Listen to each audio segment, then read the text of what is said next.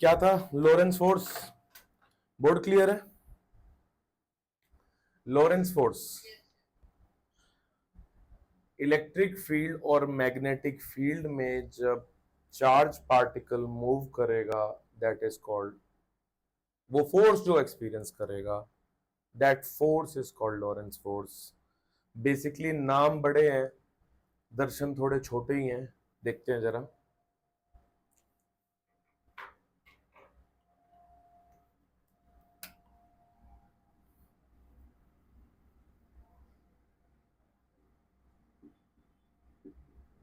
Q into v vector cross b vector.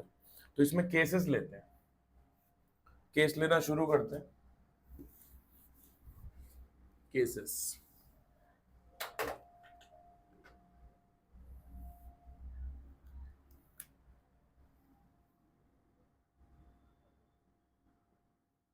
Case number 1, when electric field and magnetic field both are in same direction. When electric field and magnetic field both are in same direction.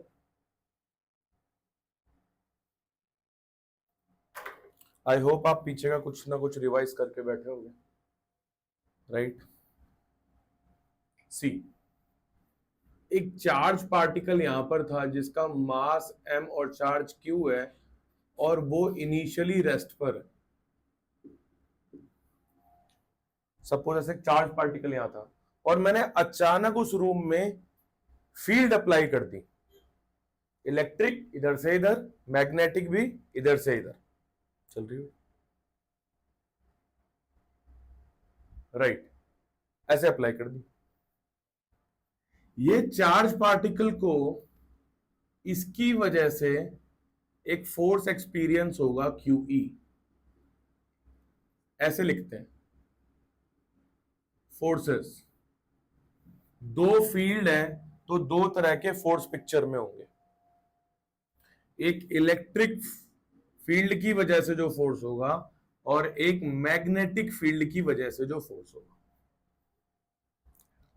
Now electric field की वजह से जो force है वो है QE।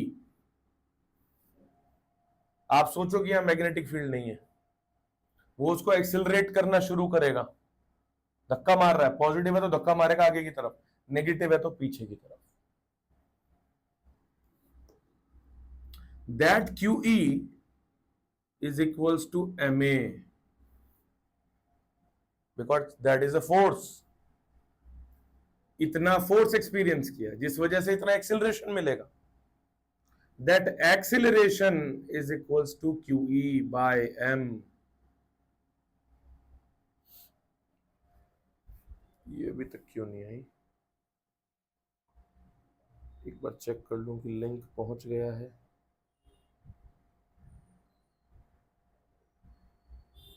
Yes, पहुंच गया है, फिर भी आएंगे, लेट आएंगे। चलो, QE by M। आपने 1D वीडियो देखा? एक्सिलरेशन कांस्टेंट है। अगर एक्सिलरेशन कांस्टेंट हो एंड 1D मोशन हो, ये दो चाबियां अगर आपके पास हैं तो जो ताला खुलेगा वो होता है यूनिफॉर्म एक्सिलरेटेड मोशन का।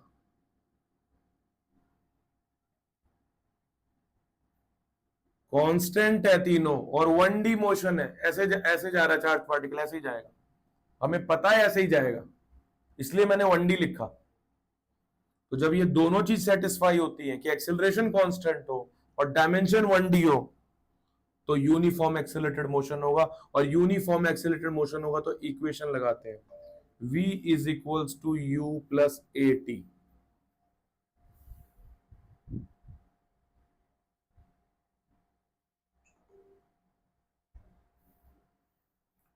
कंपैरेटिवली पिछली क्लास के कंपेयर में जल्दी आए हो, गुड, ध्यान दो। 40 तक आ जाएगा बेटा, 40 तक आ जाएगा, ठीक है। सी, ये इलेक्ट्रिक फील्ड, मैग्नेटिक फील्ड, उसके बीच में चार्ज रखा हुआ है, चार्ज रखा है तो वो क्या एक्सपीरियंस करेगा? फोर्स। कौन सा फोर्स? दो फोर्स, इलेक्ट्रिक एंड मैग्नेटिक। पहले कौन सा देख रहा हूं? इलेक्ट्रिक। इलेक्ट्रिक फोर्स होता क्या है? क्यूई। उसकी वजह से क्या एक्सपीरियंस करेगा? एमए। इसके अकॉर्डिंग मैथमेटिक्स चल रही है आगे। ठीक है, तो बस है, क्लियर है? Right. v is equal to you plus AT. U तो जीरो था, v is equals to u zero था, तो ये तो पूरा जीरो हो गया। एक्सिलरेशन कितना है? q e by m into t. ये वेलोसिटी इस चार्ज पार्टिकल के पास है, जिसकी वजह से ये आगे जाएगा। ठीक है,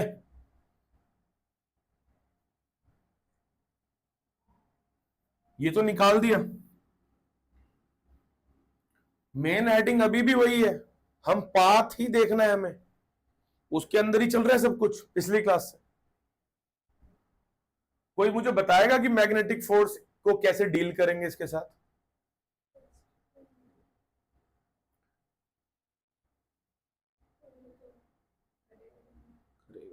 ठीक है, रेस्ट पर था चार्ज।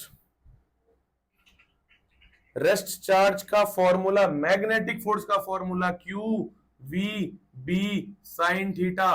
तो जब वी ही जीरो हो गया बच्चों, माही, जब वी ही जीरो हो गया तो force due to magnetic field on this charge particle will be zero. कहना इसे initially,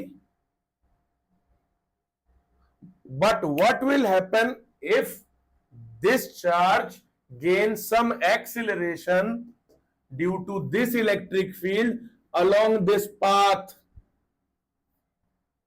In that case, is the force still remains zero? मेरा क्वेश्चन समझ आया? पहले बताओ, मेरा क्वेश्चन समझ आया?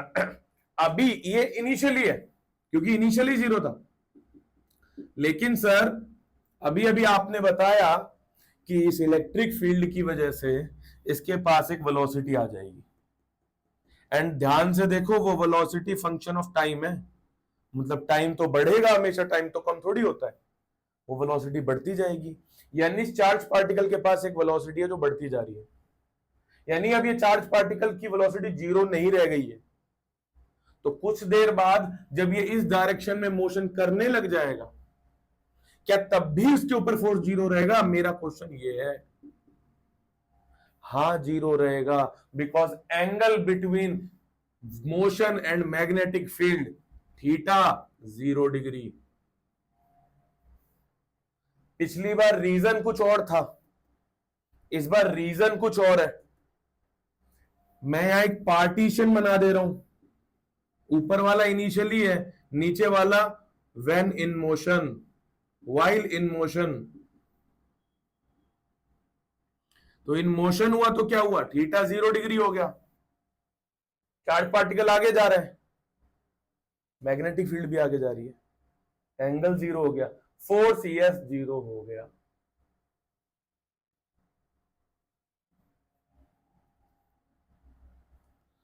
बहुत बढ़िया, एक केस खत्म हुआ यहां पे, इसको थोड़ा डबल स्टार कर लेना, ये तुम्हें पता रहना चाहिए। ठीक है,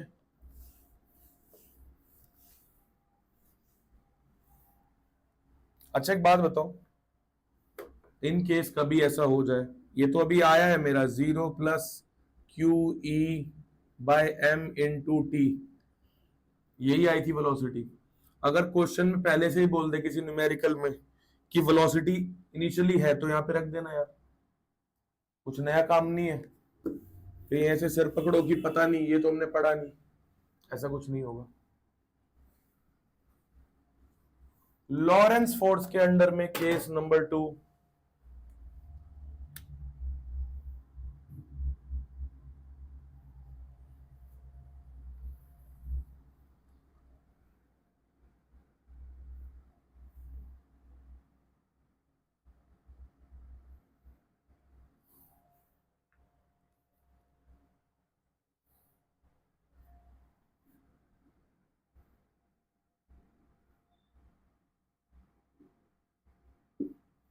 इलेक्ट्रिक फील्ड, मैग्नेटिक फील्ड।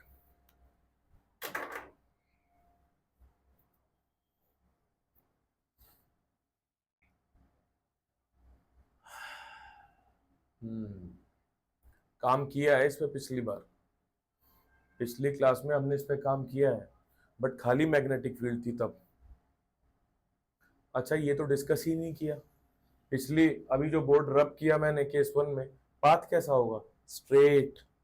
वहां लिख लेना पाथ कैसा? Straight.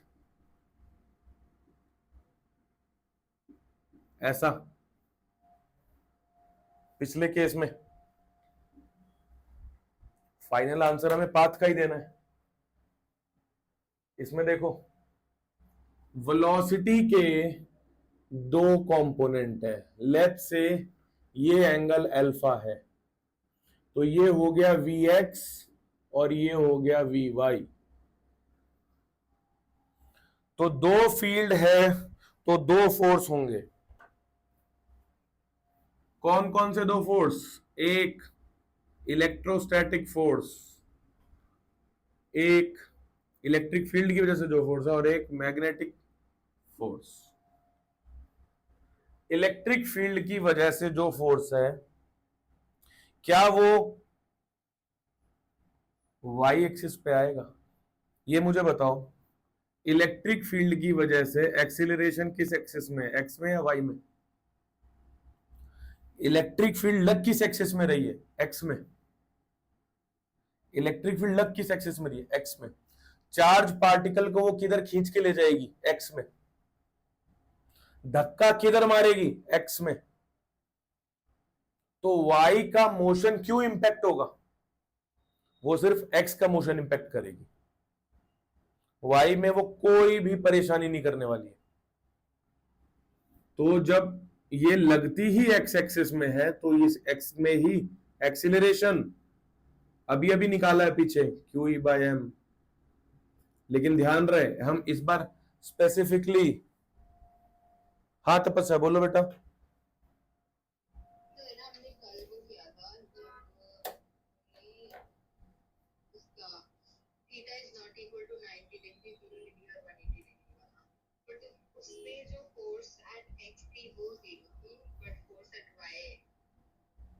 Yes you are right, yes you are right, but वो मैग्नेटिक में। अभी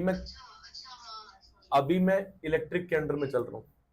तुम सही हो, सही रिकॉल किया तुमने। हम जब उधर आएंगे वो बात करेंगे। क्यू ई बाय एम, ये एक्सिलरेशन।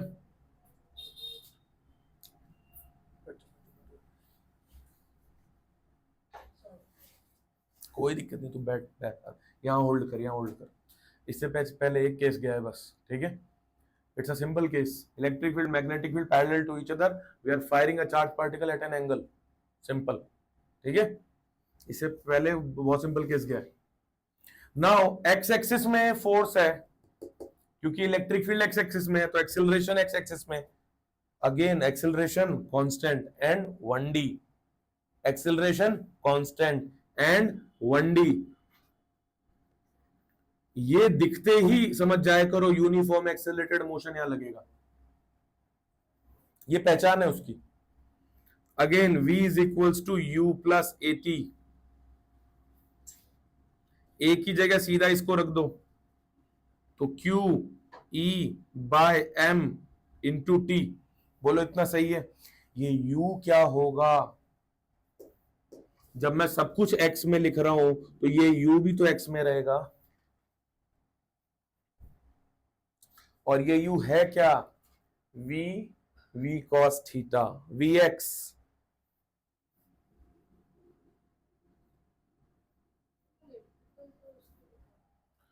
क्योंकि इलेक्ट्रिक फील्ड प्रेजेंट है बेटा। इस टाइम दोनों हम लोरेंस पे थे, एक पीछे केस गया, सिंपल। अभी वो गॉन केस जाने दो, उसे हम डिस्कस कर लेंगे। ये दो पैरेलल है, ठीक है, फायरिंग हुई है, तो दो फोर्स लगेंगे। अभी मैं किस में इंटरेस्टेड हूं? इसको देख रहा हूं, उसकी आपको ऑलरेडी नॉलेज है, मैं इसको देख रहा हूं। ये वेलोसिटी आ गई एक्स में, और अगेन मैं देख पा रहा हूं कि velocity is the function of time है, जो कि होना ही था, अभी पीछे देखा है। रिपीट हो रही है बात। तो क्या आप में से कोई बोलना चाहेगा कि इलेक्ट्रिक फील्ड इस चार्ज पार्टिकल पे वाई में कोई फोर्स लगाएगी? क्या आप में से किसी का बोलने का मन है ये कि ये इलेक्ट्रिक फील्ड इस चार्ज पार्टिकल पर वाई में फोर्स लगाएगी? जब इलेक्ट्रिक फील्ड लगी एक्स एक्सिस में रही है, चार्ज पार्टिकल को खींची एक्स एक्सिस में रही है, तो एक्सेलरेशन भी एक्स एक्सिस में आएगा, वेलोसिटी का चेंज भी एक्स में ही होगा, वाई में कोई चेंज नहीं होगा। पूरा का पूरा प्रोजेक्टाइल से चिपका होता है ये वाला पार्ट। प्रोजेक्टाइल जब आप पढ़ते हो वहां सिर्फ वाई में ग्रेविटी रहती है, एक्स में कोई फोर्स नहीं होता। इसलिए जो इनिशियल वेलोसिटी रहती है एक्स में, वही फाइनल वेलोसिटी रहती है एक्स में। वीडियो देखना समझ आएगा उस वक्त। लेकिन इधर इधर ग्रेविटी नहीं कंसिडर कर रहे, तो वाई में कोई फोर्स नहीं है, सारा फोर्स एक्स में है। किसकी वजह से? इलेक्ट्रिक फील्ड की वजह से।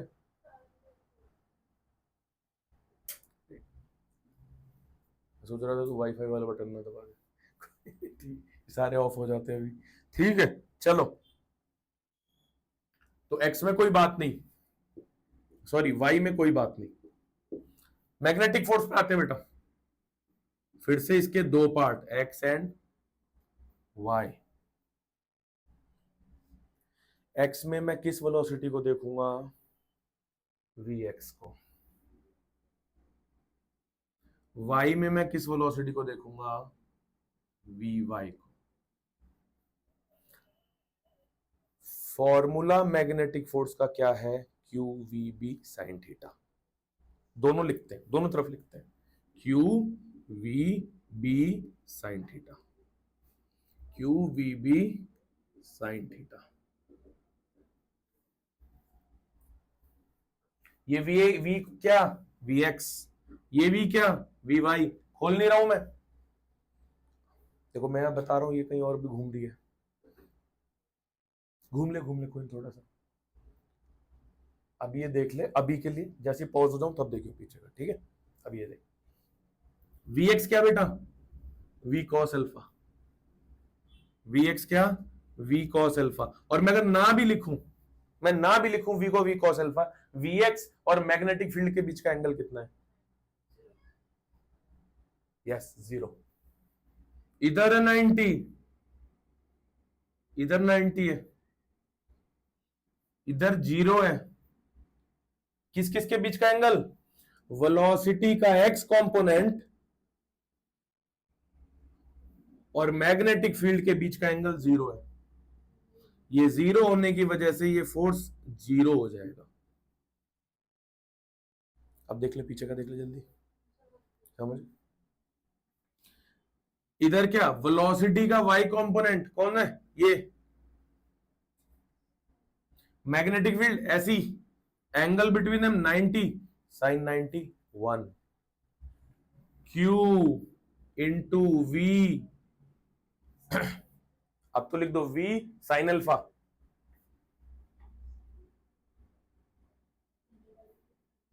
इंटू बी है बेटा। पहले भी कराई था, बस यहाँ इलेक्ट्रिक फील्ड के साथ मर्ज कर रहे हैं। अभी तक आपको लग रहा होगा कि ये तो रिपीट हो रहा है सब, पाथ देखना कैसा आएगा, वहां डिफर करेंगे फोर्सेस। तो हमारे पास दो फोर्स हैं इस टाइम, एक तो ये एग्जिस्ट कर रहा है और एक इलेक्ट्रिक फील्ड की वजह से एक्सेलरेशन था, उसके लिए मैंने ये निकाल लिया वेलोसिटी। अब इसका और इसका इस्तेमाल करके मैं पाथ बनाऊंगा चार्ज पार्टिकल का। मुझे बताओ, जिसने पीछे का रिवाइज किया है, चार्ज पार्टिकल जब मैग्नेटिक फील्ड में 90 डिग्री पे घुसता है, पाथ कैसा बनाता है? सर्कुलर पाथ बनाता है, राइट। चार्ज पार्टिकल किधर है? किधर जा रहा है चार्ज पार्टिकल? इस केस में सोचो, ऐसा जा रहा है। मैग्नेटिक फील्ड कैसी? ऐसी है ना, 4 फिंगर से फोर्स देखते हैं ना, वो right hand palm rule. Magnetic field motion, मैं मोशन इसी को देख रहा हूं क्योंकि वही जिंदा बचा है बस, वी वाई जिंदा बचा है बस, ठीक है। फोर्स किधर लग रहा है? अंदर। क्या ये वही केस है? ये वही केस है। तो ये इसकी वजह से ऐसे घूमेगा। ये क्या बोल रहा है, थोड़ा कंसंट्रेट करना। वेलोसिटी एक्स में रहेगी, लेकिन वो चेंज नहीं हो, वो चेंज होती जाएगी टाइम के साथ। जो आपने पढ़ा था उसमें चेंज नहीं होती थी, वेलोसिटी यूनिफॉर्म थी। तो ये इसकी वजह से कैसे जाएगा, स्ट्रेट। और जब इन दोनों को कंबाइन करूंगा तो देखो, कंबाइन करते हैं यहां पे एक सर्कल। अब एक्स में वेलोसिटी बढ़ रही है, एक्स में वेलोसिटी बढ़ती जा रही है।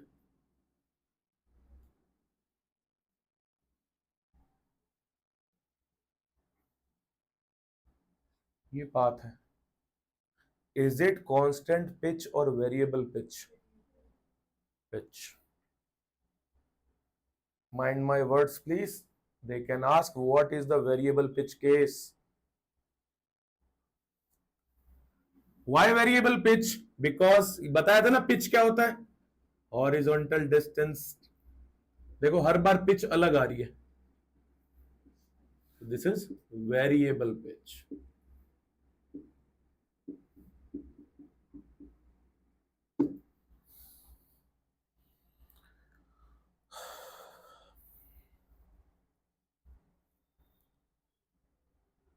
कोई मुझे रेडियस बता दे इस सर्कल का, कोई मुझे इस सर्कल का रेडियस बता दे। पहले ये बता दे क्या ये रेडियस फिक्स रहेगा या वेरी करेगा?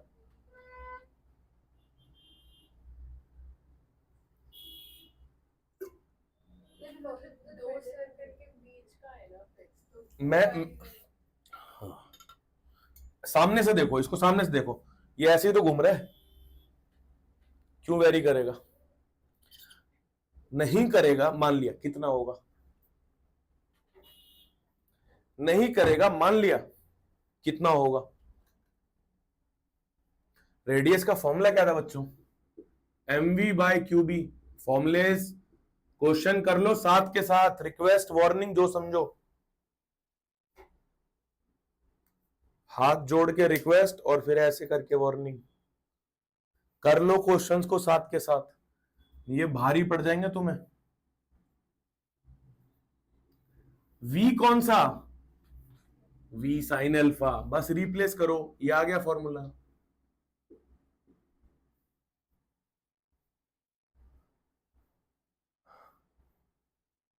जो भी पिछली क्लास का रिवाइज करके नहीं बैठ रहा है वो बहुत बड़ी गलती कर रहा है बार बार। मुझे नहीं पता कौन कर रहा है कौन नहीं कर रहा है, पर मत करो ऐसी गलतियां। कम से कम क्लास के बाद जाके रिकॉल कर लो, अगर बहुत अनसर्टेन है क्लास ज्वाइनिंग के टाइम पे तुम्हारा रिवीजन। ठीक है, variable pitch P1, P2, P3, P4, P1 is not equal to P2, not equal to P3, not equal to P4. You may write if you want. कहना है इसे कि अगर इलेक्ट्रिक फील्ड 0 हो गया तो पिच सेम हो जाएगी। कहना है इसे, एक बॉक्स में डाल के ऑब्जर्वेशन डाल देना। इलेक्ट्रिक फील्ड ही तो चेंज कर रही है इसको।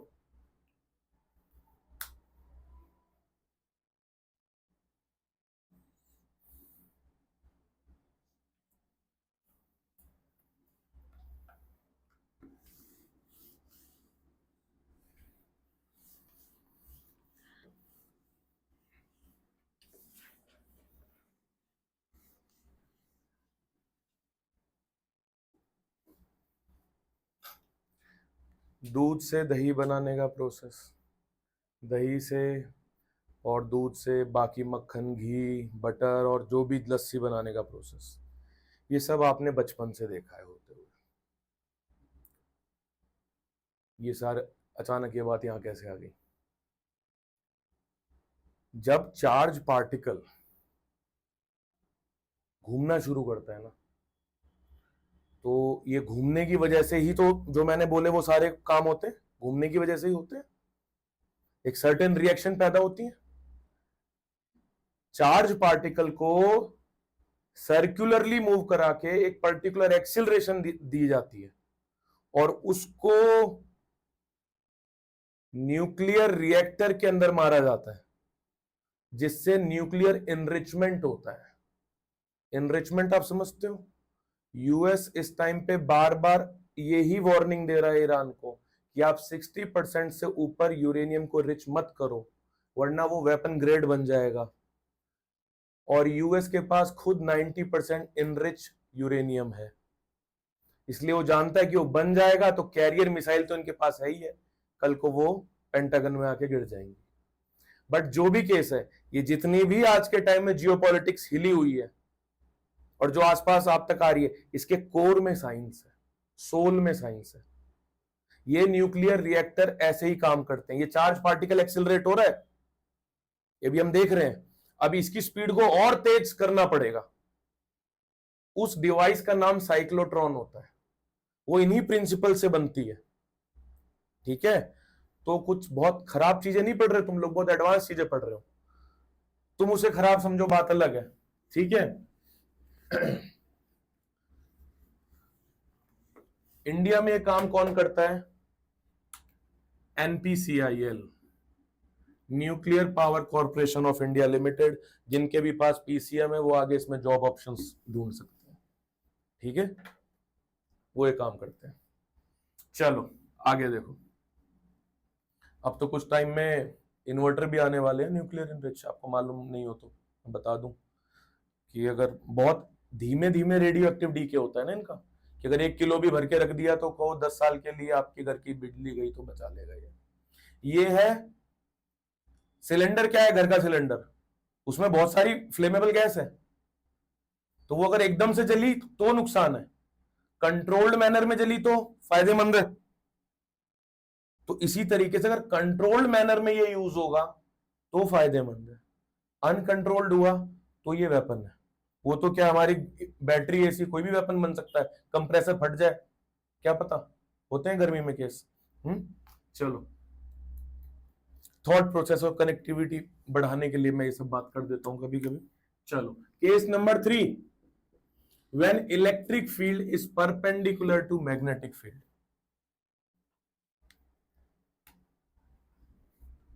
एक प्लेट, दूसरी प्लेट, पॉजिटिव चार्ज की हुई एक प्लेट, नेगेटिव चार्ज की हुई दूसरी प्लेट, इलेक्ट्रिक फील्ड ऊपर से नीचे।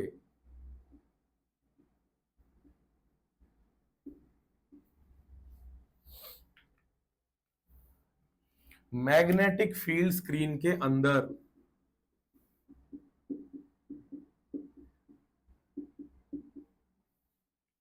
and we are trying to enter a charge from here. Fire कर दिया ऐसे। तो बस वो पिछला केस हो गया, कंफ्यूजन तो नहीं था? No, good. अब ये जैसे एंटर करेगा, चार्ज पार्टिकल यहां पहुंचा है, इलेक्ट्रिक फील्ड की वजह से जो फोर्स है वो उस पर नीचे लग रहा है, QE, पॉजिटिव चार्ज पार्टिकल है। मैग्नेटिक फील्ड की वजह से जो फोर्स है वो इस पर ऐसे कैसे लग रहा है, यूं, मोशन इधर है ऊपर, यानी कि यूं।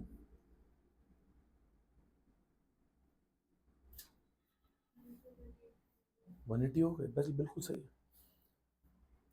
सामने एक होल है,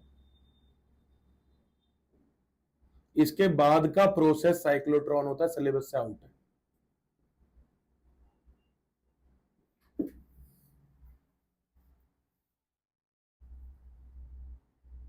खाली मैग्नेटिक फील्ड मारता तो ये वहां जा पाता क्या? खाली मैग्नेटिक फील्ड में अगर मैं चार्ज पार्टिकल मारता, ये वहां जा पाता क्या? खाली इलेक्ट्रिक फील्ड में मारता तो जा पाता क्या? घूम जाता। अभी ऐसा कुछ कर रहे हैं। तो जैसे ही अगर ये नीचे जाने लगेगा, मेरे हाथ में रेगुलेटर है 2, एक इलेक्ट्रिक फील्ड का रेगुलेटर, एक मैग्नेटिक फील्ड का रेगुलेटर है। जैसे ये नीचे जाने लगेगा, मैं मैग्नेटिक फील्ड का रेगुलेटर बढ़ा दूंगा। मुझे इसको स्ट्रेट रखना है, मैं मैन्यूवर कर रहा हूं इसके इस चार्ज को, मैन्यूवरिंग समझते हो ना, हैंडल कर रहा हूं मैं इसको, गाड़ी इधर जा रही है, थोड़ा इधर घूम कर दे, इधर जा रही है इधर कर दे, तो ये जैसे नीचे जाने लगेगा मैं इसको बढ़ा दूंगा, ये ऊपर उठ जाएगा। ये जा रहा है, जा तो आगे ही रहा है, जा तो आगे ही रहा है, ये जैसे ये थोड़ा ऊपर शिफ्ट होने लग जाएगा मैं इसको नीचे कर दूंगा। कुल मिला के मैं इसकी डायरेक्शन को कंट्रोल कर सकता हूं यहां से, ठीक है। तो हम अगर अब इस बात को देखें कि QE अगर ग्रेटर देन QVB हो गया, ऐसा जाएगा, सही बोल रहा हूं, और QVB अगर ग्रेटर देन QE हो गया, ऐसा जाएगा।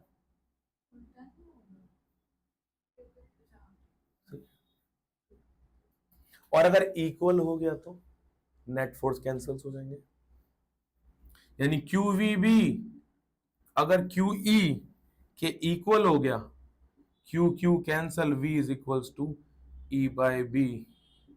कुछ दिन पहले मैंने आपसे इसका डायमेंशनल फॉर्मूला पूछा था, क्वेश्चन नंबर 1, और मैंने कहा था जिसको दिमाग में रहता है वो सीधा LT-1 टिक करके चला आता है, ठीक है।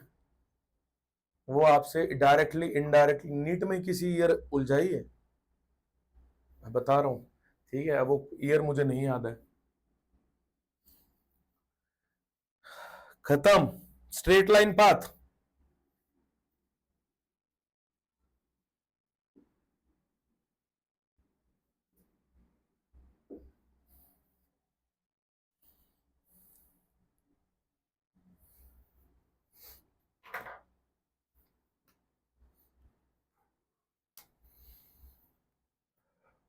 Clear, done. मैं सबके नाम लेके नहीं पूछूंगा, लेकिन किसी को कोई दिक्कत नहीं होनी चाहिए क्योंकि हम बहुत डिटेल में जा रहे हैं। जब चार्ज पार्टिकल फोर्स एक्सपीरियंस कर रहा है तो चार्ज को कैरी कौन करता है? वायर। वायर में करंट होता है, इसका मतलब वो चार्ज कैरी करता है।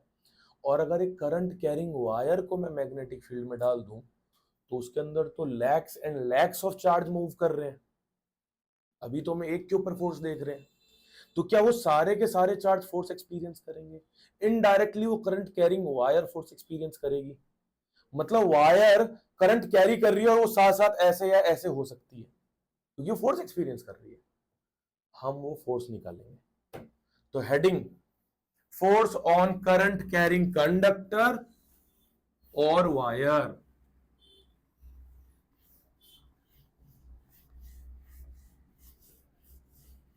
Force on current carrying conductor और वायर।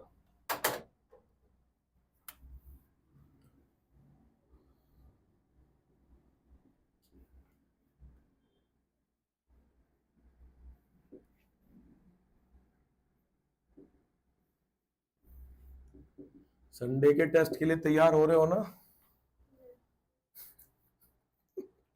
होते रहो। क्या दिया था मैंने वैसे? करंट एंड इलेक्ट्रिसिटी, खाली यही दिया था? बता दो, कौन बताएगा?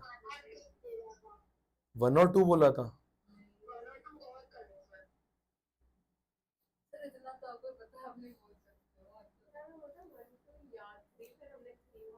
अच्छा, तो मेजॉरिटी कह रही है कि 3 ही बोला था आपने, क्योंकि मेरे दिमाग से स्किप हो गया थोड़ा।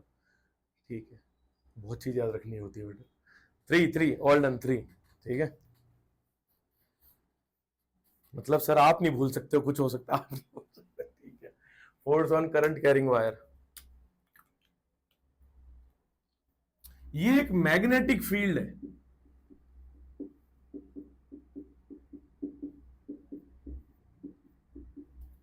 इसमें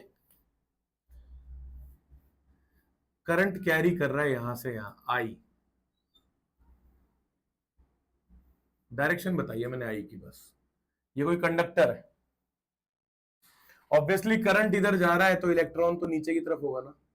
मतलब मैं ऐसे बोलना नहीं चाह रहा था बट मैंने बोल दिया, करंट से अपोजिट जाता है ना इलेक्ट्रॉन तो।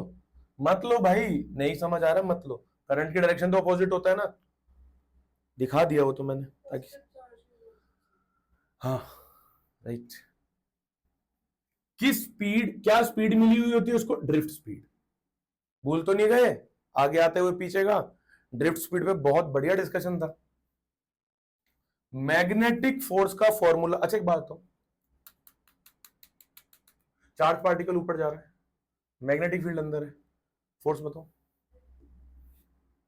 बिल्कुल सही, करंट की डायरेक्शन की वजह से इधर फोर्स। मैं यहां पे ये ई लिखा हुआ है, बट फोर्स मैंने किसकी वजह से बताया है? जो ऊपर चार्ज जा रहे हैं उनकी वजह से। इलेक्ट्रॉन उल्टा जा रहा होगा, कंफ्यूज मत हो जाना कि इलेक्ट्रॉन की वजह से बता दिया आपने।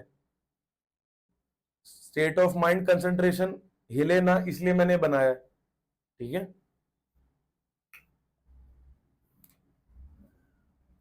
फॉर्मूला क्या है मैग्नेटिक फोर्स का? Q v B sine theta. Theta तो 90 है ही वैसे भी।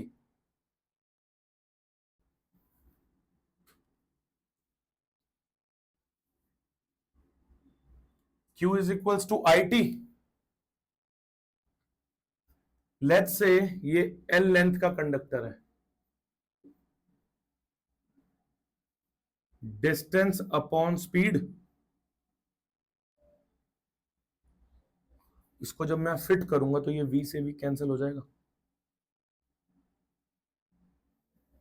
यहां साइन गायब है, मैं लिख दे रहा हूं बस 90 है, अभी कोई बात नहीं, जीवन भर तो 90 नहीं रहेगा ना, तो अभी लेके ले चल लेते हैं, अभी के लिए तो 90 है।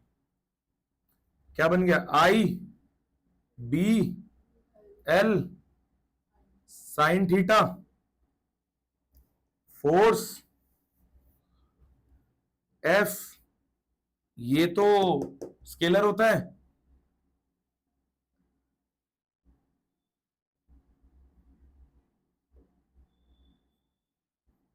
Very much important formula. अब एक दिमाग में उठा परेशानी कि साइन गायब कर दिया, क्रॉस से ही तो साइन आता है, ऐसे मार अपने को, ऐसे मार। मुझे लगा कुछ और क्वेश्चन पूछेगी, कुछ और क्वेश्चन मैं बताता हूं क्या आ सकता है। ये लेंथ कब से वेक्टर होने लग गया? एरिया तो वेक्टर सुना, लेंथ कब से वेक्टर होने लग गया? यस डिस्प्लेसमेंट, बट मुझे मैथमेटिकली कन्वीनियंस करने के लिए हम फिजिक्स में कुछ काम करते हैं,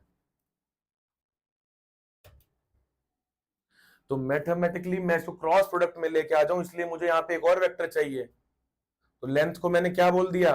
वेक्टर। और ध्यान रहे लेंथ वेक्टर आपके सामने पहली बार आ रहा है, तो आओ इसको थोड़ा सा फोकस दे देते हैं। Length vector is in the direction of, क्योंकि डायरेक्शन थोड़ी पता है कि किस डायरेक्शन में लेना है, in the direction of conventional current always, conventional जिसको आप बोलते हो आई, पॉजिटिव चार्ज वाला, तो इसकी डायरेक्शन क्या होगी? इसको लेके मत कंफ्यूज होना कभी, जिस डायरेक्शन में करंट उस डायरेक्शन में एल वेक्टर।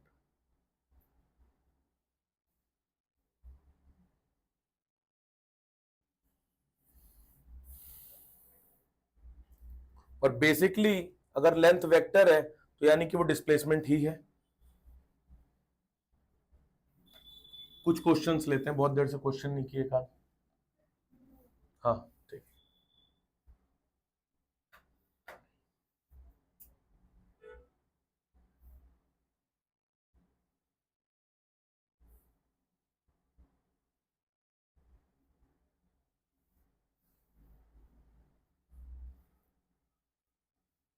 फिगर तो बन गया होगा बच्चों।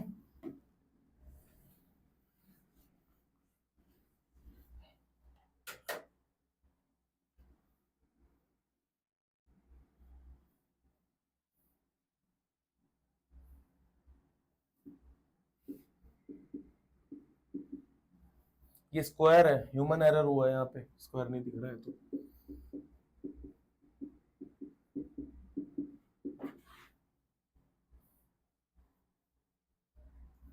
मैग्नेटिक फील्ड है यहां पर 2 टेस्ला की,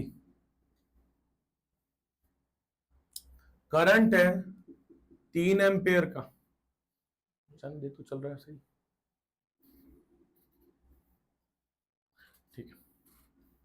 स्क्वायर की साइड है 2 मीटर,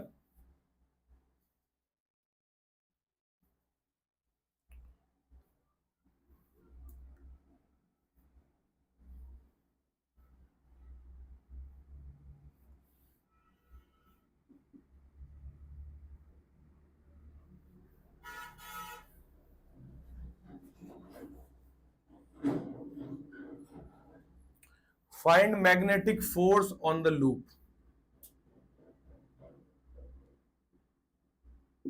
क्वेश्चन मार्क।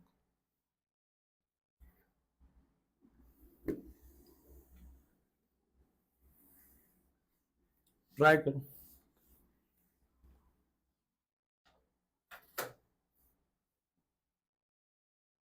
ये एक वायर है, ऐसा देखो, ये बोलते नहीं है क्वेश्चन में क्योंकि करंट की डायरेक्शन चेंज हो गई है। ये दूसरी वायर है, ये तीसरी वायर है। वो नहीं बोले तो तुम ऐसे पागलों की तरह करते रहो। करंट अपनी एक डायरेक्शन यहां से लेके चल रहा है, वहां से इधर आया क्यों नहीं? ये दूसरा कंडक्टर है, ये तीसरी वायर है। अब वो सोचो, आंसर पूछ रही है मुझसे।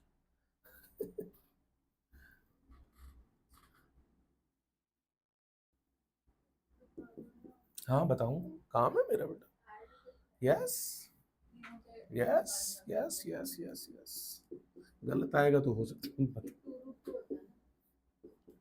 सब रटना है, सब रटना है, थोड़ा सा हाथ चलाना पड़ जाए। खुद कंफर्म करो क्या होता है।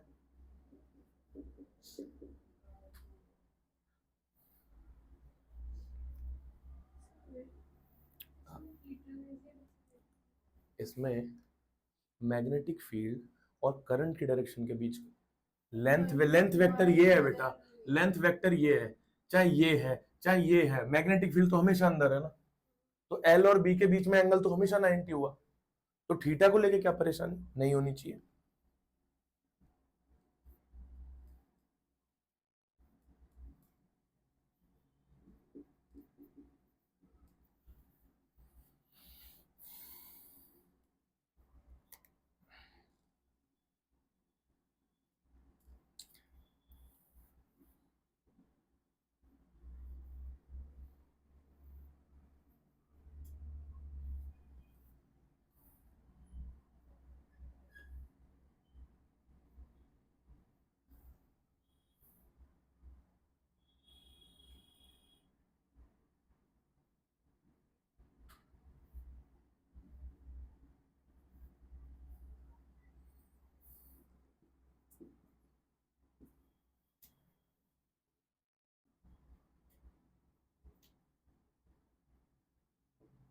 चलो इस पे आओ, ऊपर वाले पे।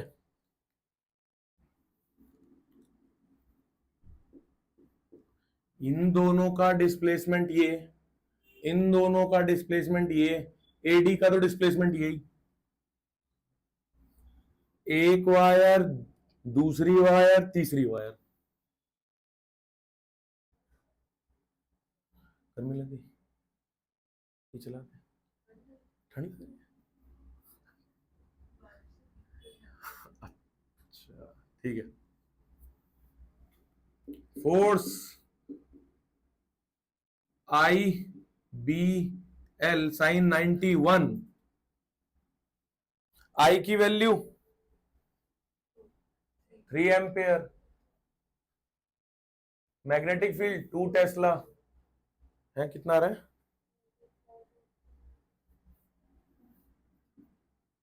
और जो भी आएगा उसको 3 से मल्टीप्लाई कर देना। 36√2 आंसर है।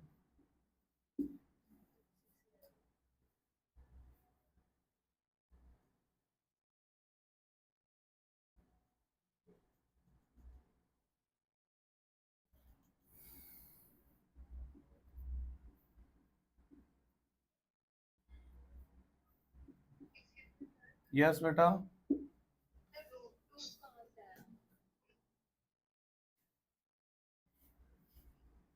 ये उल्टा लिख दिया। मालूम पड़ा कहां से आया?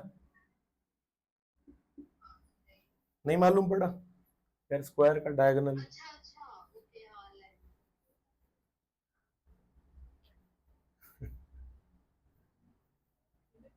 हो गया। डायरेक्शन, अच्छा बहुत शाणे तुम लोग।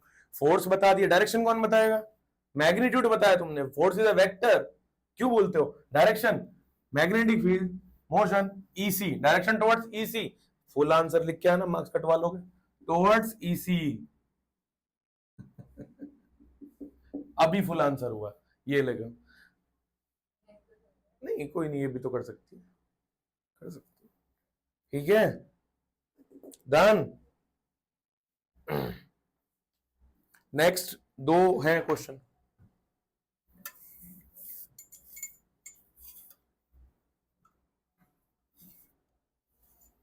ये बोतल इतनी खाली है और इतनी भरी हुई है, छू के पता चल रहा है क्योंकि यहाँ का मेटल बहुत ठंडा है और यहाँ का मेटल उतना ठंडा नहीं है। ये कैसे भाई? पानी की स्पेसिफिक हीट बहुत कम होती है। बस स्पेसिफिक हीट का नंबर ही सुना है ना तुमने, उसका मतलब जानने की कोशिश नहीं की कभी।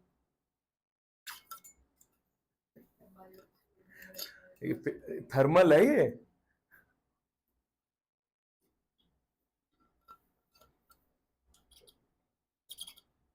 उल्टा बोल दिया मैंने, ज्यादा होती है। हीट स्टोरेज कैपेसिटी बहुत ज्यादा होती है।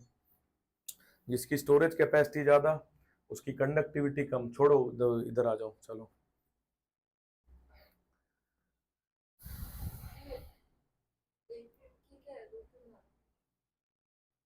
दो अलग अलग क्वेश्चन है, ए बी नहीं लिखा क्या?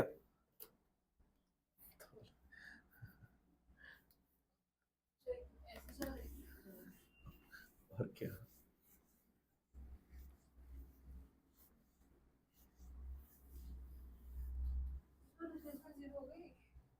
हाँ किधर तो हुई है, किसमें हुई है?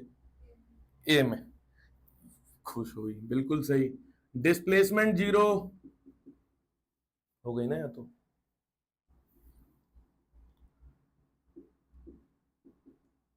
इसमें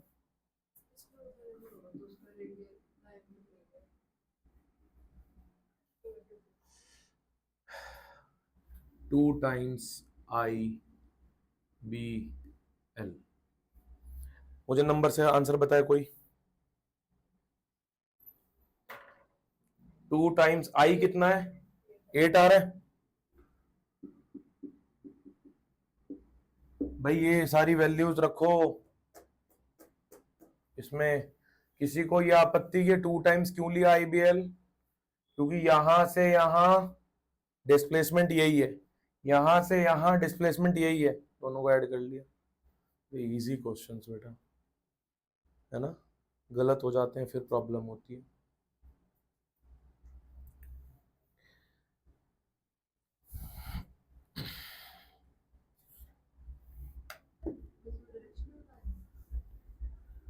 हाँ पता चल रही है ना, अपवर्ड, टुवर्ड्स अपवर्ड। ठीक है, हो गया ये। देखो तुम लिखना मत, जो मैं लिख रहा हूं तुम सुनो, लिखना मत। टॉपिक तो ये है, force on parallel current carrying wire. लिखना मत तुम लोग हैं, टॉपिक तो ये है। तो पैरेलल करंट कैरिंग वायर तो ऐसी हो जाएंगी। तो ये वायर इसकी मैग्नेटिक फील्ड के अंडर में आ गई और ये वायर इसकी मैग्नेटिक फील्ड के अंडर में आ गई। पर अभी तक हमने तो मैग्नेटिक फील्ड कैलकुलेट करना सीखा ही नहीं है। तो ये टॉपिक हमें मजबूर कर रहा है कि जाके पहले मैग्नेटिक फील्ड सीख के आओ, तब मुझ पर आना। ठीक है, तो heading calculation of magnetic field. हम आएंगे इस पे वापस, हमारा ये दोस्त छूट रहा है यहाँ पे, वापस आएंगे।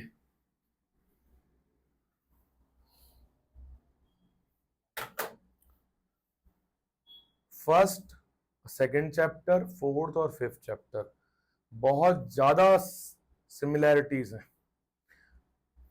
ठीक है, फ्लो चार्ट चारों के एक साथ भी बनते हैं, लेकिन करंट का भेज दिया था तुझे, कुछ है नहीं उसमें फॉर्मूले लिखे, बहुत कनेक्टिंग नहीं है। पहले दो, फर्स्ट पहला और सेकंड चैप्टर का फ्लो चार्ट नेसेसरी इसलिए क्योंकि बहुत कनेक्टिंग होता है। थर्ड का तो कुछ नहीं, सिर्फ basic formula sheet, I think मैंने ग्रुप पे भी डाली थी। माही मैंने तुम्हें ग्रुप पे ऐड नहीं किया है, मैं अभी, मुझे करवा लेना मैसेज करके। पता नहीं है भी, तू है या नहीं है? हाँ, ऐसे कंफर्म करना पड़ता है। ठीक है, magnetic field calculation.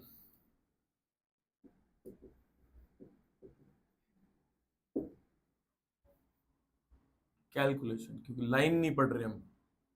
Calculation of, इसमें जो सबसे ज्यादा रोल प्ले सबसे बड़ा किया जिस साइंटिस्ट ने, उनका नाम था बायोट सेवर्ट्स। सुना इससे पहले आपने नाम? इसी की वजह से हम लोग मैग्नेटिक फील्ड का सिंबल बी देते हैं। Calculation of magnetic field due to current लिखना बेटा, ड्यू टू करंट।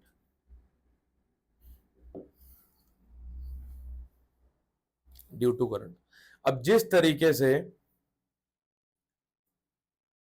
कूलम्स ने डायरेक्ट एक लॉ दिया, ठीक है, दो चार्ज होंगे, उनके बीच डिस्टेंस होगा, उनके बीच ये फोर्स होगा, ऐसा ही तो उसने बोला, लॉ दिया ना, ऐसे इन्होंने भी दिया। बट इनके लॉ को थोड़ा आपको ध्यान से समझना है, ज्यादा कोई बड़ी चीज नहीं है। इन्होंने बोला कि लेट्स से आप एक आर्बिट्रेरी वायर ले लो। आर्बिट्रेरी वायर का मतलब है रैंडम ज्योमेट्री की वायर, ना वो स्ट्रेट है ना वो सर्कल है, आपको उसकी ज्योमेट्री नहीं पता। और कह रहा है कि यहां से ऐसे करंट जा रहा है इसमें से पूरा घूमता हुआ, और हम इंटरेस्टेड है इस पॉइंट पर पी पर मैग्नेटिक फील्ड निकालने के लिए। मेरी बात को समझो, ये वायर है, ये तो स्ट्रेट है, इससे मैग्नेटिक फील्ड निकल रही है, यहां पर भी होगी जहां मेरी अभी फिंगर टिप है, यहां पर भी होगी, यहां पर भी होगी, यहां पर भी होगी और वहां पर भी होगी, राइट। इतना तो साफ पता चल रहा है कि इंपैक्ट कम होता जा रहा है, बेसिक ऑब्जर्वेशन। पर एग्जैक्टली यहां पर कितनी है, यहां कितनी है और यहां कितनी है, इसके लिए तो फॉर्मूला चाहिए होगा ना, इसके लिए तो फॉर्मूला चाहिए होगा ना कि सिर्फ 5 मीटर डिस्टेंस पर कितनी है। वो फॉर्मूले निकलेंगे कैसे?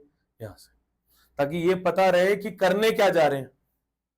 तो इन्होंने बोला कि आपने अभी एक करंट एलिमेंट तो पढ़ ही लिया है, तो छोटा सा वायर का सेक्शन ले लो, छोटा सा वायर का सेक्शन ले लो, उसमें करंट, करंट कभी भी स्मॉल डी आई नहीं है हो सकता, करंट आई है तो आई रहेगा, वो रेट होता है पर सेकंड कितना जा रहा है, किसी एरिया में से कितना पास हो रहा है। इस स्मॉल एलिमेंट को मैंने डीएल बोल दिया, तो ये तो नहीं कंफ्यूजन कि डीआई और डीएल क्यों नहीं लिखा, नहीं होना चाहिए। तो अभी तक जैसे आप छोटे से एलिमेंट को डी क्यू पढ़ते थे, डीई पढ़ते थे, ऐसे हमारे पास एक एलिमेंट है यहां जिसका नाम है आईडीएल।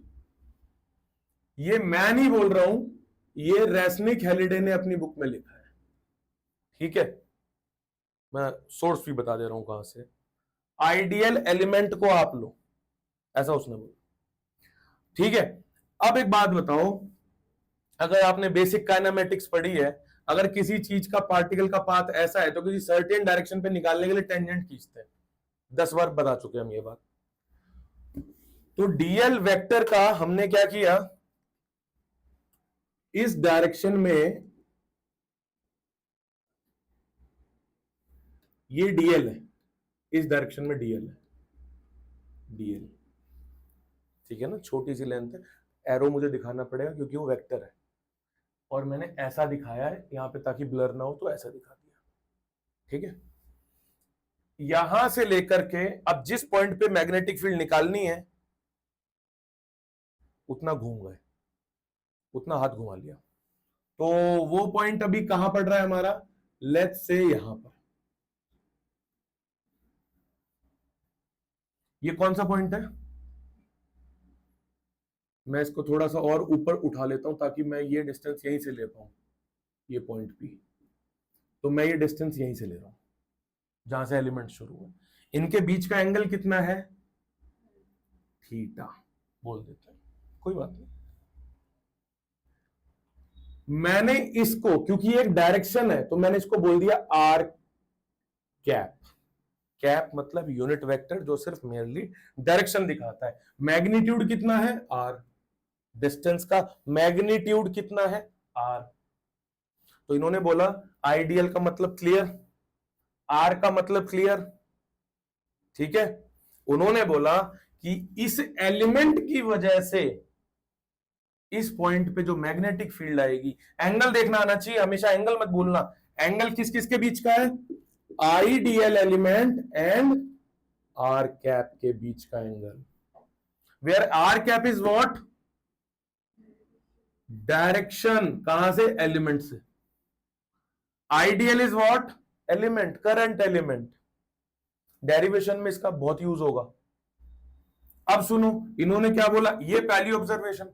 ये दूसरी, इन्होंने बोला मैग्नेटिक फील्ड जो छोटी सी क्रिएट होगी वो होगी mu not by 4 pi I dl sine theta by r square.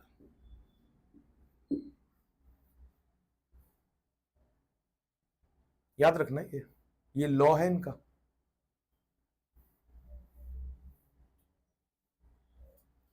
ये तो मैंने इंटीग्रल लगा दिए, लॉ में इंटीग्रल नहीं लगे हुए, वैसे भी लगाने तो पड़ेंगे ही। आप एक बार विदाउट इंटीग्रल लगा के लिख सकते हो, एक बार इंटीग्रल लगा के लिख सकते हो, मर्जी है, या वैसे ही छोड़ दो, बट ये लॉ है। यहां पे बाकी सब तो पता चल गया सर, ये क्या आ गया, ये नई चीज, बाकी सब तो आपने बताया, ये क्या है।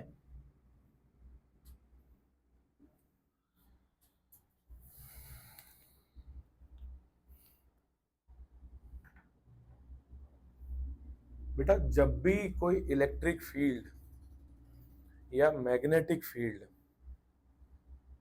ट्रैवल करने की कोशिश करती है ना कहीं से, तो वो मटेरियल या तो उसको सपोर्ट करता है या तो उसको अपोज करता है। उस अपोजिशन या उस सपोर्टिंग को हमने इलेक्ट्रिक फील्ड में परमिटिविटी नाम दिया था, एप्सिलॉन नॉट, ठीक है। और वहां हमने कोर रीजन जाना था कि वो कैसे सपोर्ट या कैसे अपोज करता है। सुनना मेरी बात, यहां पर ये जो म्यू नॉट है ये यही सपोर्ट और अपोज को डिफाइन करता है कि मैग्नेटिक फील्ड अगर किसी मटेरियल से पास हो रही है तो उसको कितना सपोर्ट मिलेगा या कितना वो रेजिस्ट की जाएगी। इसलिए इसका नाम होता है परमिएबिलिटी। मतलब वही है, आपने केमिस्ट्री में ऑस्मोटिक प्रेशर नाम की चीज सुनी होगी, वहां पर आपने सेमी परमिएबल मेम्ब्रेन नाम की चीज सुनी होगी। परमिएबल मींस कितना वो परमिट करेगा, वो high concentration low concentration type something. तो ये परमिएबिलिटी, मैं इसके डीप में अभी नहीं जाऊंगा, मैं रीजन बता दे रहा हूं, और मैं कहां जाऊंगा मैं वो भी बता दे रहा हूं। रीजन ये कि अगर मैं ये डिफाइन करने लगूं कि मटेरियल कैसे सपोर्ट या अपोज करता है मैग्नेटिक फील्ड को, तो पहले मुझे मैग्नेटिक डायपोल के बारे में बताना पड़ेगा, जो कि अभी तक टॉपिक आया नहीं है। तो मैग्नेटिक डायपोल समझाने के बाद में, कुछ देर के बाद में, जो 5th चैप्टर वाला पार्ट होता है, जब वो इसमें इन्वॉल्व होगा, वहां हम बात करेंगे डिटेल में परमिएबिलिटी क्या है, वो कैसे सपोर्ट करती है, वो कैसे अपोज करती है। वहां हम ये भी जानेंगे कि हम लोग एक सर्टेन प्रेशर रेंज के अंदर में जिंदा है, ह्यूमंस, सर्टेन प्रेशर रेंज के अंदर में, वो बहुत छोटा प्रेशर रेंज है, बाल के बराबर पतला, इतना सा प्रेशर रेंज है। वो थोड़ा ऊपर या नीचे हुआ हम खत्म, दूसरे क्रिएचर जिंदा, ठीक है। टेम्परेचर 100 डिग्री ऊपर गया, आप खत्म, कोई और जिंदा, उनकी दुनिया शुरू। 100 डिग्री 200 डिग्री नीचे गया, हम खत्म, कोई और शुरू। एकदम ऐसा ही होता है, प्रेशर के साथ भी ऐसा ही खेल है। अगर यहां का टेम्परेचर 200 डिग्री बढ़ा दिया जाए, एक केस, और यहां पर एक्सटर्नल मैग्नेटिक फील्ड ला दी जाए, दूसरा केस, तो यहां पर पड़े हुए जितने मटेरियल्स हैं इनकी मैग्नेटिक प्रॉपर्टी में सडन चेंज आ जाएगा। हो सकता है कि ये डस्टर इस बोर्ड को अपने आप अट्रैक्ट करने लगे। बड़ी अजीब बात लग रही है सुनने में, क्योंकि एटॉमिक स्ट्रक्चर पे पोलैरिटीज का चेंज होना शुरू हो जाएगा। ये हम कहां पढ़ेंगे? ये सब बहुत इंटरेस्टिंग फैक्ट्स है, हम पढ़ेंगे मैग्नेटिक मटेरियल्स में। एक एक्सपेरिमेंट हुआ था। हाँ बैठो, ऑन कर दे बेटा, फिर कोई दिक्कत नहीं, बैठ जा। क्या गलत करवाया क्या मैंने? आज बैठ जा, कोई नहीं। एक केस था, अभी नहीं, हम आगे पढ़ेंगे, बट मैं ऐसे बता दे रहा हूं कि हमारी बॉडी भी मैग्नेटिक फील्ड्स को लेके रिपल्सिव होती है कई बार। ऑर्गेनिक मटेरियल्स है ना हम लोग, बहुत हाई मैग्नेटिक फील्ड को एक पाइप में छोड़ा गया और ऊपर से एक फ्रॉग को रख दिया गया था। वो फ्रॉग बस फील्ड के बीच में ऐसे तैर रहा था। आप कभी सर्च करना लेविटेटिंग फ्रॉग। लेविटेटिंग फील्ड्स के बारे में सुना है आपने? अरे वो ट्रेन्स जो फील्ड रेल के ऊपर इतनी से होके चलती है, नॉर्वे वॉर्वे में चल रही है, कोरिया में, हमें यहाँ बच्चों को भी पता ही नहीं है कि ऐसा कुछ होता भी है। लेविटेटिंग फील्ड्स ट्रेन्स के, सोचो जब अगर मटेरियल से ही कांटेक्ट नहीं होगा तो लॉसेस कितने सारे खत्म हो गए, फ्रिक्शंस खत्म हो गए कि एक सेकंड में आप कितनी तेज पिकअप ले सकते हो। अभी बैठे हो, आंख बंद आंख खुली, Ghaziabad,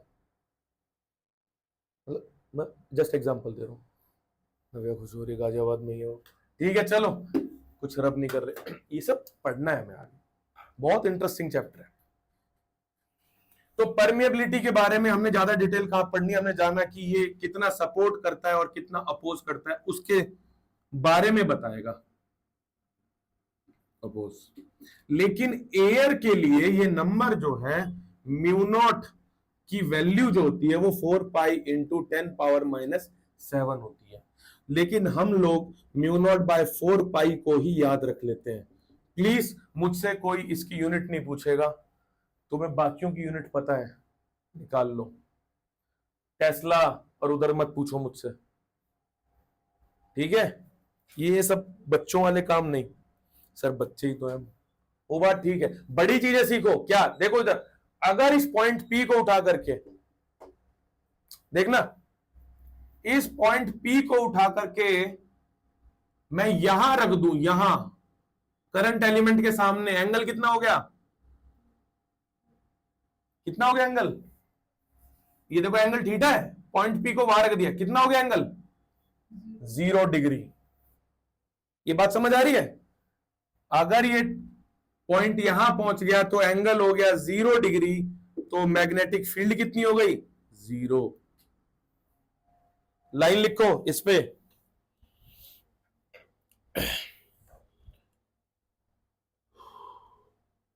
if current in a wire is either directly, अच्छा अगर ये पीछे आ जाए तो ठीक, यहां पर आ जाए तो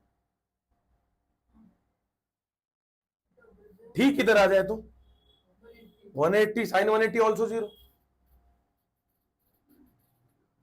रेज योर हैंड एनीवन अगर ये बात नहीं समझ आ रही यहां से तो। अभी तो मैं एप्लीकेशन पे गया ही नहीं हूं, मैं सिर्फ लॉ से ये 2 ऑब्जर्वेशंस कर रहा हूं। Write down, if current in a wire is either directly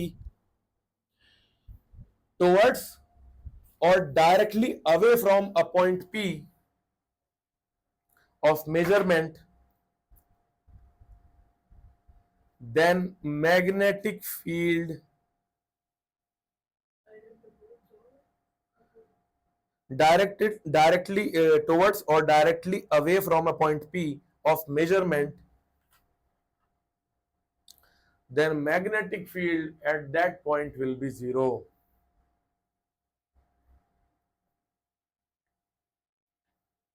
बेटा लिखने के साथ साथ ये छोटा सा हल्का सा कहीं फिगर भी बना देना, छोटा ही बना देना, कि आइडियल के सामने दिखाना, आइडियल के पीछे दिखाना, ऐसा नहीं लिख के छोड़ दो, ठीक है?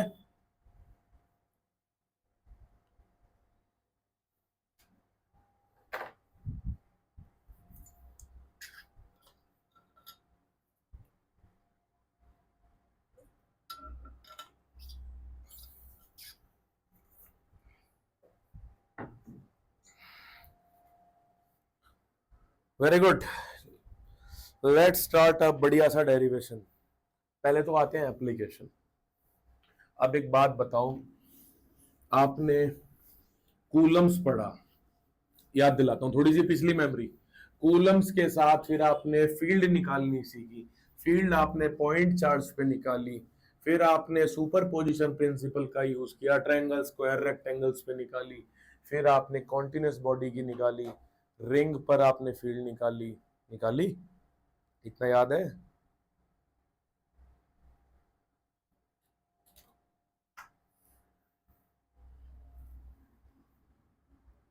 तो अब नाम लिखना एप्लीकेशंस। एप्लीकेशंस हम क्या करने जा रहे हैं? मैग्नेटिक फील्ड कैलकुलेट करने जा रहे हैं। अभी तो रैंडम वायर थी ना, अब स्ट्रेट वायर लेंगे, एकदम स्ट्रेट वायर। मुझे एक बात बताओ, ऐसा कोई क्वेश्चन कोई हमें दे दे,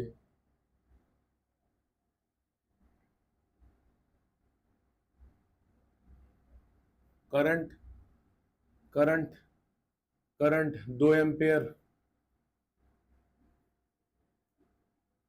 60 डिग्री 2 मीटर पॉइंट पी, और बोल दे कि इस पॉइंट पी पर मैग्नेटिक फील्ड बताओ, कैसे लगाओगे?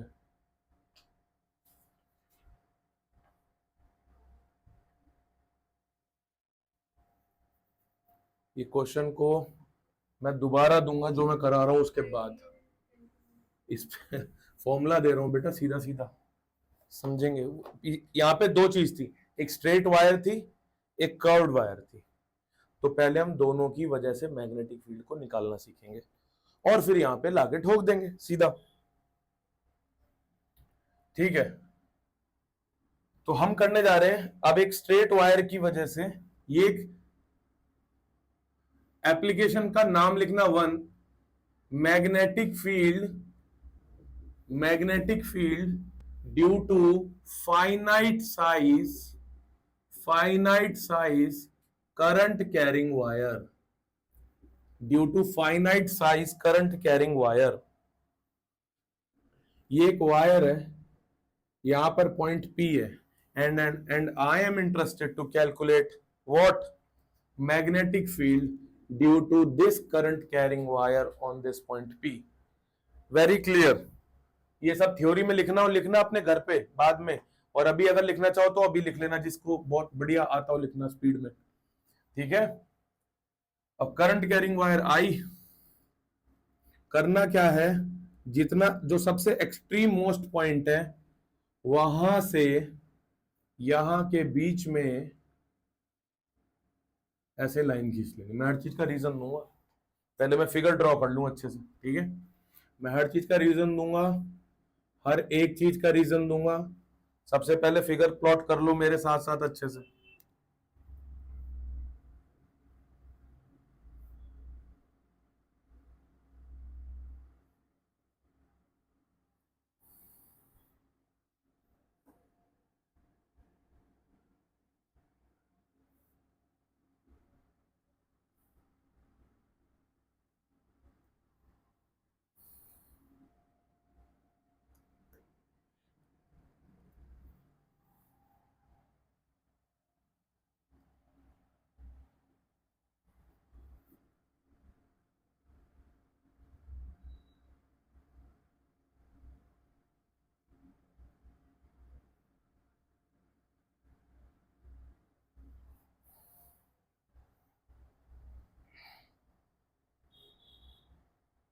चलो शुरू करें। फिगर बन गया। फिगर ऐसा क्यों बनाया आपने? क्योंकि फॉर्मूला तो हमें पता है, क्या होता है फॉर्मूला, म्यू नॉट बाय 4 पाई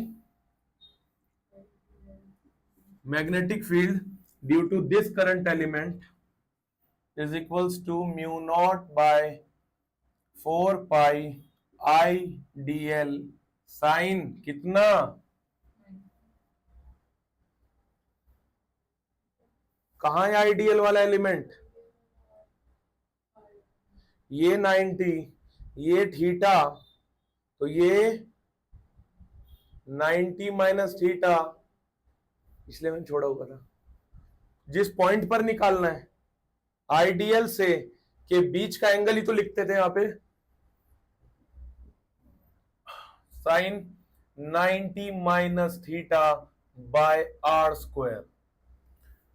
खासकर मेडिकल स्टूडेंट बहुत कंसंट्रेट रहे यहां पे, ठीक है। Integrating both side. प्रॉब्लम यह है कि अब मैं परेशान हूं कि इस इंटीग्रेशन में लिमिट क्या लगाऊं, क्योंकि बच्चों मैथ्स कहती है कि लिमिट हमेशा उसी टर्म्स में आएगी डी के साथ जो होगा। बट मैं कैसे इस वायर को नापूं डी के टर्म्स में? डीएल से आप एल बोल दोगे, कल को ये इनफाइनाइट साइज की हो जाएगी, तब यहां क्या रख दूंगा। मैं चाहता हूं, ज्यादा अप्रोप्रिएट है मेरे लिए एंगल्स के टर्म्स में लिमिट लेना। तो मुझे, मेरी परेशानी समझो, मुझे इस डीएल को कन्वर्ट करना पड़ेगा डी थीटा में। परेशानी नंबर 1 समझ आ रही है? मैं इसके लिए कुछ करने जाऊंगा अभी, पहले आप समझो। अच्छा, इसको नेक्स्ट स्टेप में लिख सकते हैं mu not by 4 pi sine 90 minus theta cos theta by r square I d l. Sir आपने ये ऐसा क्यों बनाया? ये ऐसा इसलिए बनाया गया बिकॉज कैलकुलस आसान करने के लिए अगर मैं थोड़ी सी ज्योमेट्री का यूज कर लूं तो देखो ये राइट एंगल ट्रायंगल बन रहा है। मैं यहां पे लिखूं tan theta is equals to, tan theta is equals to, ये एल ले लेते हैं बेटा, इसको इस लेंथ, इसको एल ले लो, इस लेंथ को।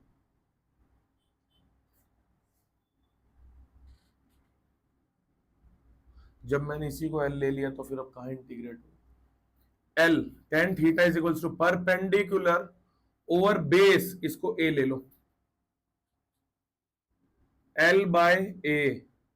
सो L is equals to A tan theta. Differentiating both sides.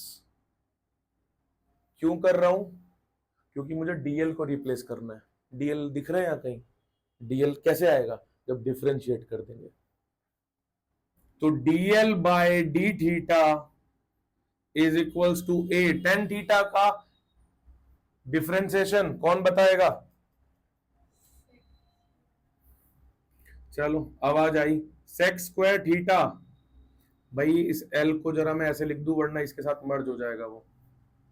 Sec square theta, तो d l is equals to a second square theta into d theta. ये मसाला तैयार हो गया मेरा। देखो डीएल आ गया डी थीटा के टर्म्स में, मतलब वहां डालना है मुझे इसको डीएल की जगह सेकेंड स्क्वायर थीटा। लेकिन फिर अब एक परेशानी देखो दूसरी खड़ी हो गई, एक सॉल्व हुई तो सेकेंड जैसी टर्म आ रही है, कॉस उधर है, कुछ कटेगा कुछ बचेगा, कुछ काम करते हैं, एक और काम करते हैं। कॉस थीटा, कॉस थीटा यहां से क्या हो जाएगा? फिगर में मैंने इस डिस्टेंस को कुछ नहीं लिया, आर ले लो, क्योंकि यही तो वो आर है। अच्छा मुझे एक बात बताओ, सोच के, आपको एक स्ट्रेट वायर दी जाएगी, आपको एक पॉइंट P दिया जाएगा, उस पॉइंट P का डिस्टेंस यहां से दिया जाएगा, आपको ये R कभी दिया जाएगा? क्वेश्चन के अकॉर्डिंग सोचो, यार कभी दिया जाएगा? नहीं। तो इस R को मुझे कन्वर्ट करना पड़ेगा A के टर्म्स में। ये रीजन है, ये रीजन है कि मैं अब जो करने जा रहा हूं उसका रीजन ये। ऊपर क्या किया मैंने उसका रीजन दे चुका हूं मैं अब क्या करने जा रहा हूं उसका रीजन दिया है मैंने। तो cos theta is equals to base upon hypotenuse यानी a बाय r।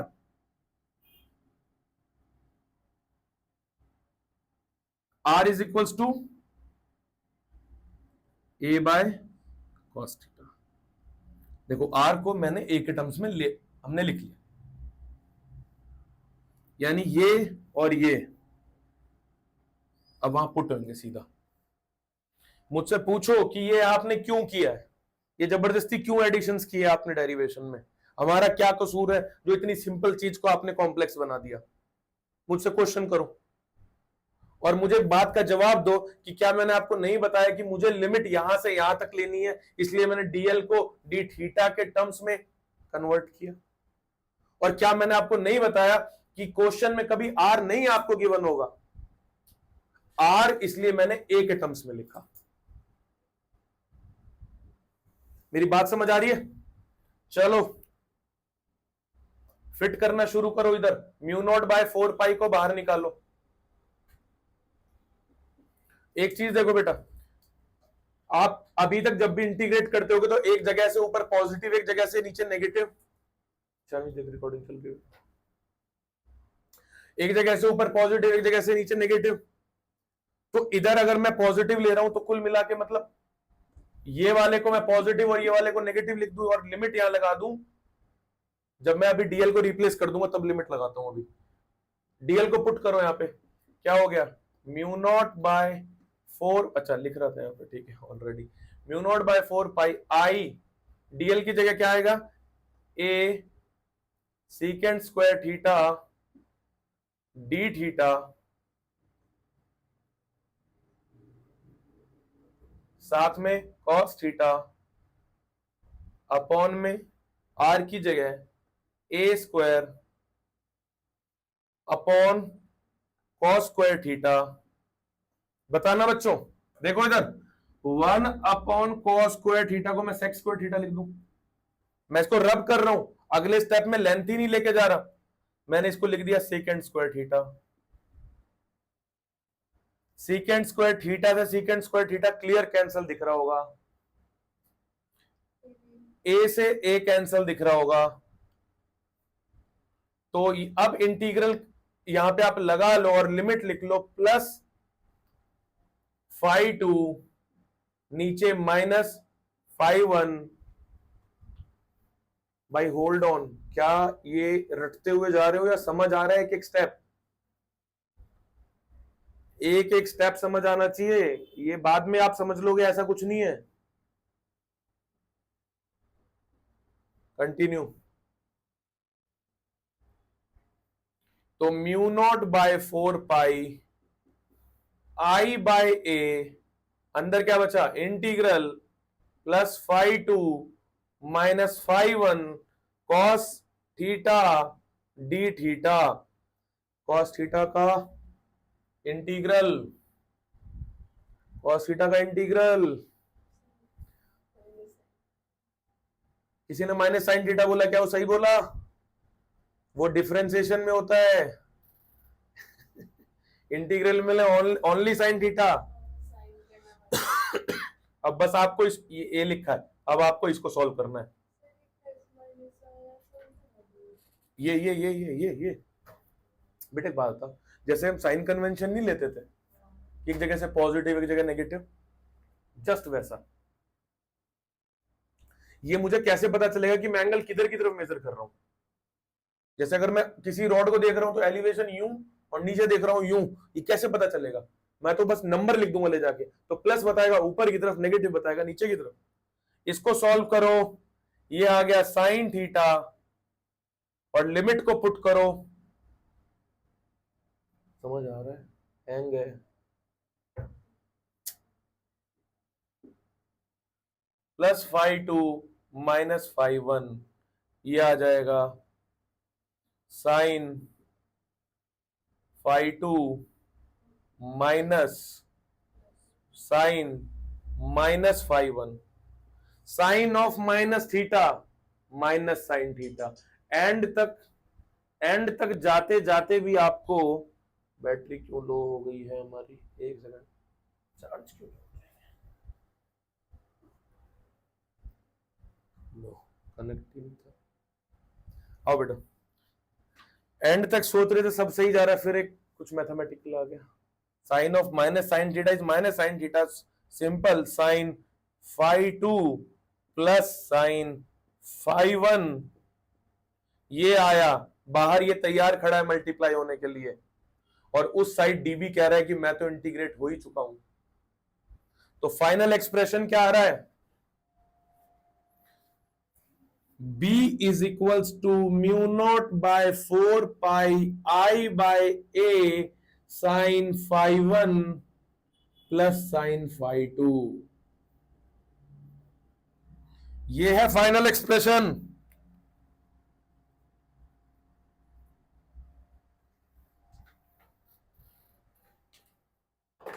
मैंने जो रीजनिंग्स बताई है ना, उस रीजन के अलावा इसको अगर रटोगे तो परेशान रहोगे। रीजन दो हैं, उधर करे हैं। प्रैक्टिकली सोचो कि आर कभी गिवन नहीं होगा, ए के टर्म्स में जाना पड़ेगा। फिर सोचो कि लिमिट्स डीएल में तो थी ही नहीं, डी थीटा में है, तो tan theta right angle triangle की तरफ से लाना पड़ेगा। ये दो काम करने हैं, यहां उठा के ठोक देना, आंसर आपके सामने है। 3 बार ये डेरिवेशन करोगे, आपके दिमाग में बैठ जाएगी। क्यों ये कराइए, इसका एक रीजन है। पूछी नहीं जाती जल्दी है तो क्यों कराई आपने, पूछी नहीं जाती, एक ही केस पूछा जाता है तो मैं उसका फॉर्मूला दे देता डायरेक्ट, बट क्या चांस है कि वो सेकंड पूछ लेता, तब आप हैंग हो जाते। ये अनप्रेडिक्टनेस ही तो सब करवाती है। मैं इस ऊपर वाले हटा दूं इसे, ऊपर वाले यहां से, ठीक है ठीक है ठीक है ठीक है ठीक है, बहुत बढ़िया।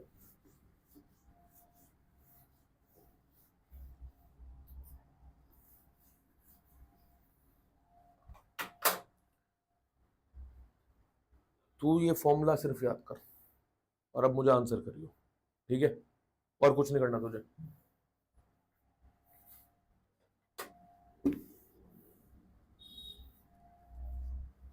सुनो, केसेस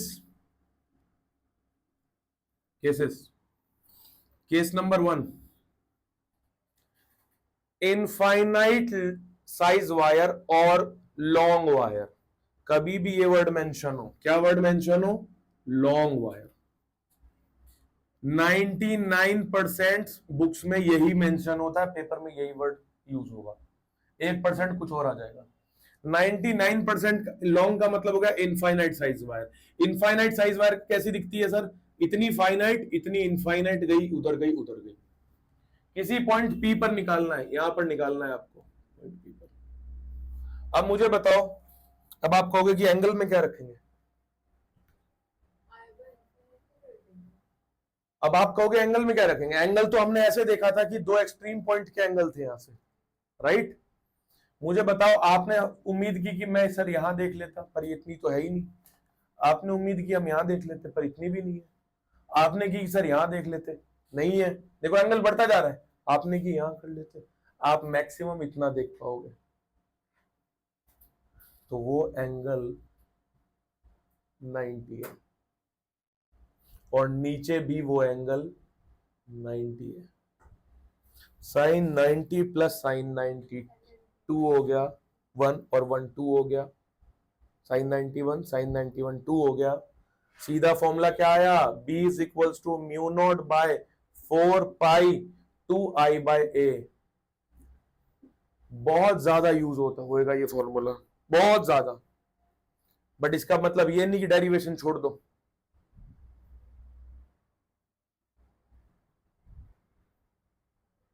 केस नंबर 1 था। Case number 2, semi infinite wire, यहां से तो दिख रही है हमें, बट यहां से ऊपर से नहीं दिख रही। Case number 1 infinite wire, case number 2 semi infinite wire. Semi infinite wire कैसी है, देखो, अगर पॉइंट पी पर मैग्नेटिक फील्ड पूछ ली,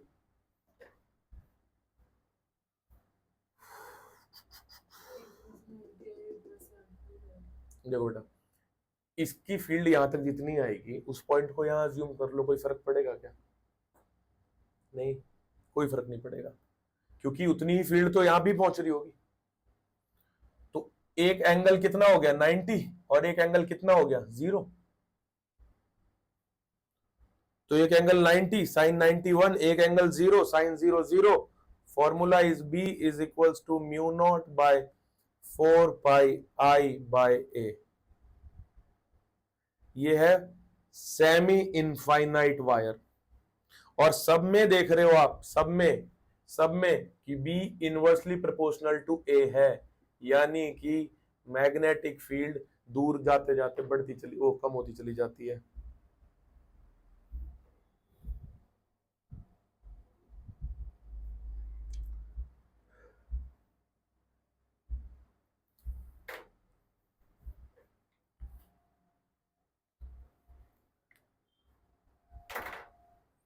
बातों बातों में वक्त का पता ही नहीं चला, बट फिर भी